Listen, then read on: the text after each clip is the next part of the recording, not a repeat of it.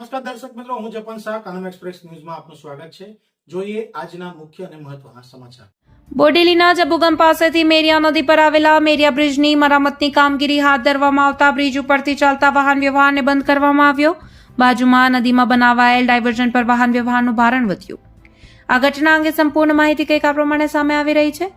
Bodeli Chhota Udepur national highway પર નજીકના જબુગમ પાસેથી પસાર થતી મેરિયા નદી પરના મેરિયા બ્રિજની સલામતી અને જાળવણીને ધ્યાનમાં રાખીને બ્રિજની જરૂરી મરામતની કામગીરી શરૂ કરવામાં આવી હોય. હાલમાં બ્રિજ ઉપરથી વાહન વ્યવહારને સંપૂર્ણપણે બંધ રાખવામાં આવ્યો છે.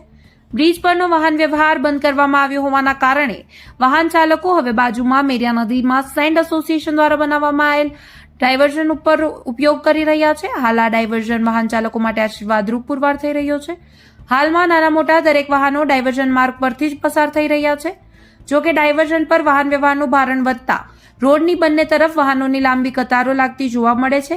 ત્યારે પરિસ્થિતિ તેને ધ્યાનમાં રાખી સ્થાનિક પોલીસ અને ટ્રાફિક પોલીસનો સ્ટાફ વાહન વ્યવહારને સહજ અને સરળ બનાવવા ખડેપગે ફરજ બજાવી રહ્યો છે.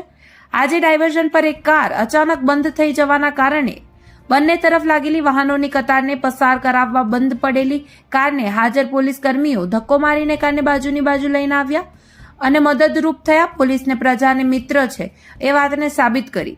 હાલ તંત્ર દ્વારા બ્રિજની મરામતની કામગીરી યુદ્ધના ધોરણે ચાલી રહી હોય. કામગીરી પૂર્ણ થયા બાદ બ્રિજ ફરીથી વાહન વ્યવહાર માટે ખુલ્લું મૂકવામાં આવશે. ત્યાં સુધી વાહન ચાલકોને ડાયવર્ઝન માર્ગનો ઉપયોગ કરવા તથા ટ્રાફિક પોલીસને સહકાર આપવા અપીલ કરવામાં આવી રહી છે.